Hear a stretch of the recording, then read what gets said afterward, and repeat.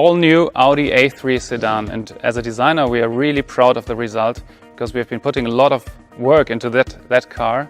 And let me begin with the front end of the car, because we see the front as the face, and therefore it's really important to give the car character and to give it personality, so to say. And if we start with the front, we have to talk about the single frame grille. And as you can see, the single frame grille has now a honeycomb pattern for the very first time in the A3. So a very three-dimensional structure that gives a lot of depth and a lot of quality to the front appearance of the car. And at the same time the grille sits very low as facing down to the road, so the whole car hunkers down and has more of a dynamic approach and a dynamic attitude towards the road. And as you can see, the grille creates also the architecture of the front. You have all the lines coming from the corners of the grille, creating a three-dimensional sculpture, as well as from the rings. There's a kind of negative power dome, we call it, that continues over the hood and stretches the front of the car. Another highlight is the headlight of the A3 Sedan. Let me show you this. The headlight has a really sharp-cut shape and is really bold in its expression, as you can see, but we also have a digital daytime running light that can vary. Whether you choose a base car or an S-Line, you have different daytime running light graphics in the front, so it's an absolute innovation for our A3 Sedan. Now coming to the side, the main feature on the body side of the A3 Sedan is the shoulder line that runs all the way, stretching the car while still being compact. And the most important thing is dividing into light and shadow. So a very light shoulder and a very dark body side that is modeled in a really nice, precise way to give it a lot of three-dimensional sculpture. Furthermore, you have the rocker that extends towards the rear of the car, runs into the rear bumper, bringing a lot of wedge and dynamic into the side. As a designer, we would normally always pull the wheels out as much as possible to give the car a really proper stance. We have done that in a way, but instead we have pushed the body side in as much as possible. So we have a lot of three-dimensional movement going on here, creating a sculpture that pronounces quattro in a very new way. Then we have a really shallow cabin with a sloping coupe-like roofline that is also very compact sitting on the car, it's pushing the car forward. So all in all, a body side with a really sporty dynamic appearance. The rear spoiler creates a better aerodynamic drag efficiency, while my personal highlight of the rear are the lights. Vertical stripes on the outside and the horizontal stripe on the inside create a really nicely crafted element. And together with the rear diffuser, they emphasize the width of the car.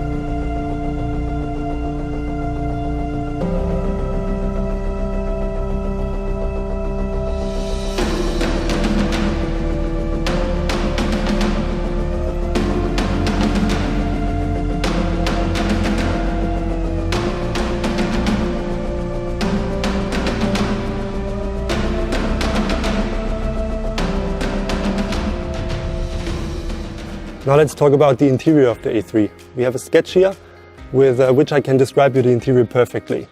We had two main goals.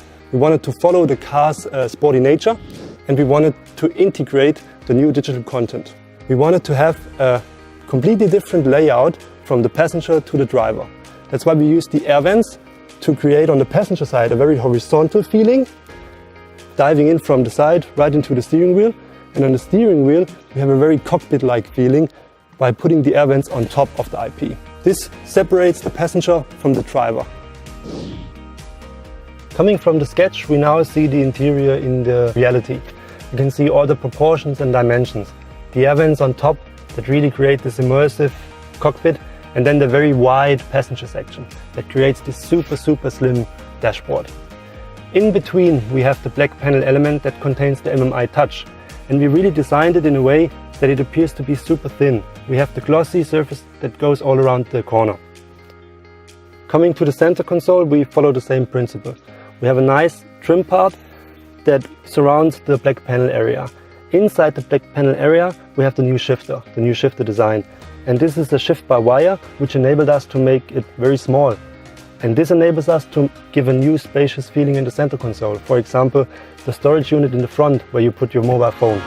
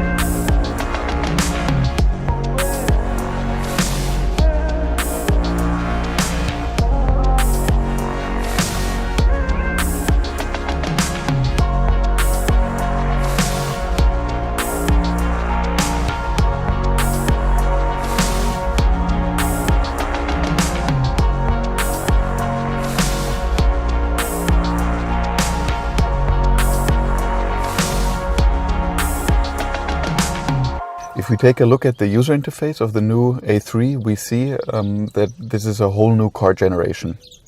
In front of the driver is the fully digitalized cockpit. In the center, the 10.1-inch touchscreen. Then, in addition, for the first time in the A3, we have the head-up display. We know the head-up display from larger premium cars. Now also a full-size windshield head-up in the A3. Underneath this digital cockpit, we have a variety of functions which are still on hardware keys. For example, up here is the climate control. Underneath, the switch bar with a variety of driving functions, the drive select button, the parking functions, and then in the middle console, the volume switch.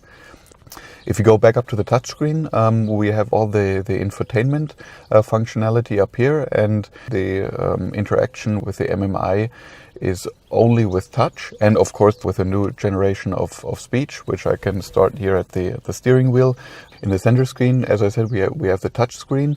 Basically, everybody knows how to use a map on their smartphone or on a tablet. The pinching gesture for the zoom and the swiping gesture for moving in the map. Now, if I look back into in the cluster instrument, as most Audis have it, the view button for changing from a big map to a small map. In addition, now we have 3 different styles for the cluster instrument, so you can just adjust it the way you want it, so everybody feels comfortable with it. So often a car is not only used by one person, but by the whole family. That's why we integrated personal profiles. So depending on who enters the car with the cell phone, the Audi knows who is entering, and it will adjust the car just the way this person left it. For example, the color of my ambient light, the setting of my cluster instrument, the position of my seat, and so on. The second big advantage is also I can take my personal profile to the next A3. So if I change my car, I just add a user or me as a user, and then the car takes over the settings as I had them in my last A3.